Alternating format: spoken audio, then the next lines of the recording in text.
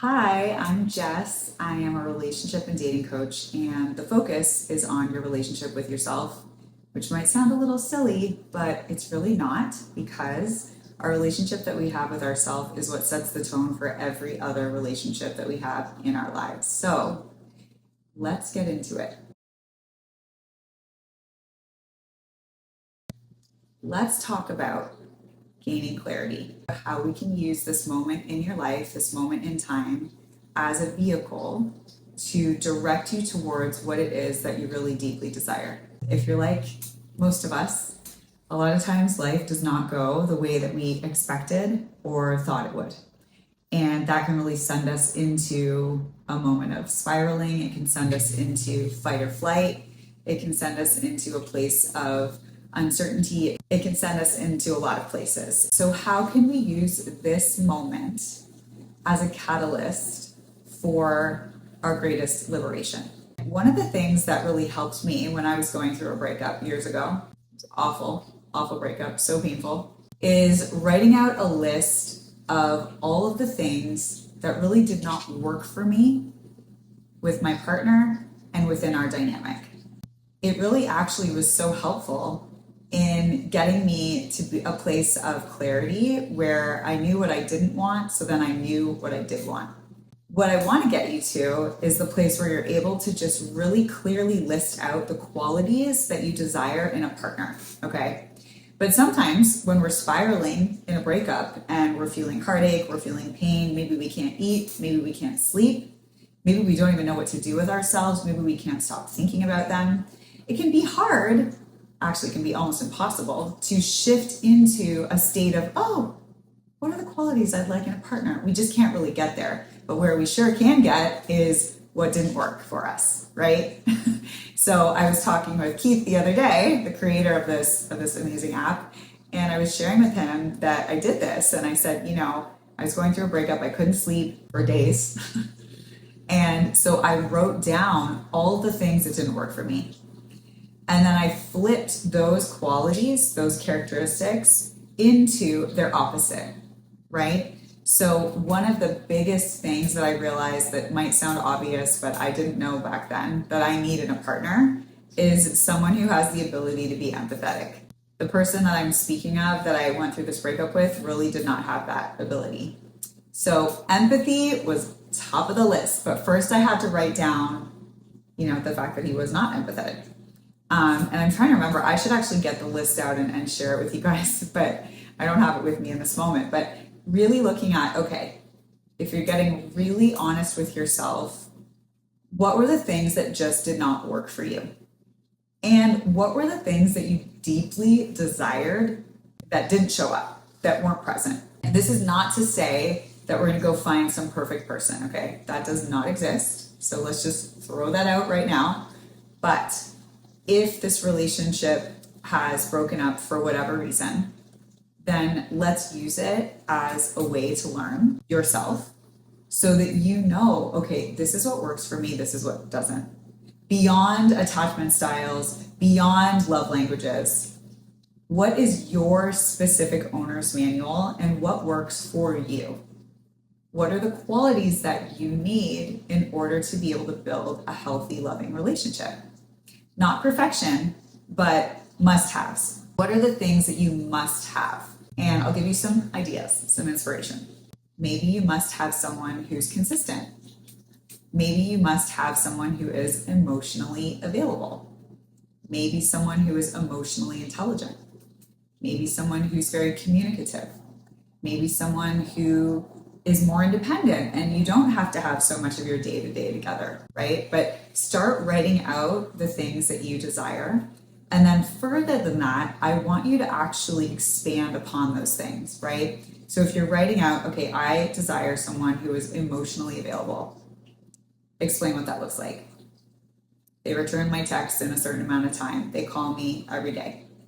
They make plans. They show up. They're consistent. Their actions and words match.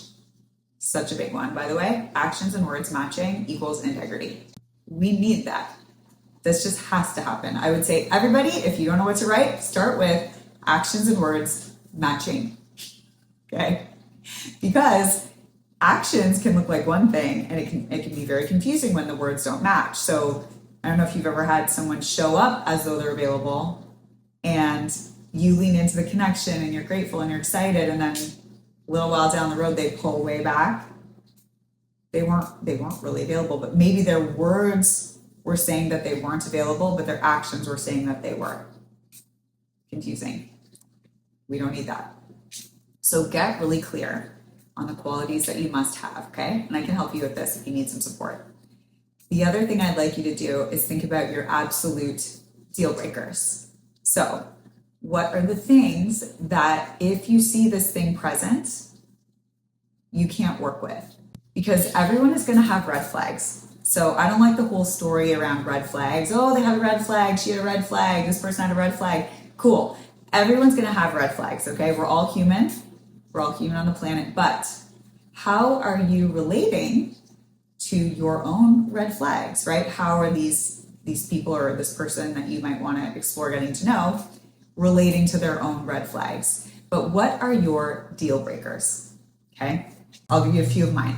If someone is in active addiction in any way, that could be with alcohol, with drugs, with workaholism, smoking weed, anything like that, that for me personally is a deal breaker.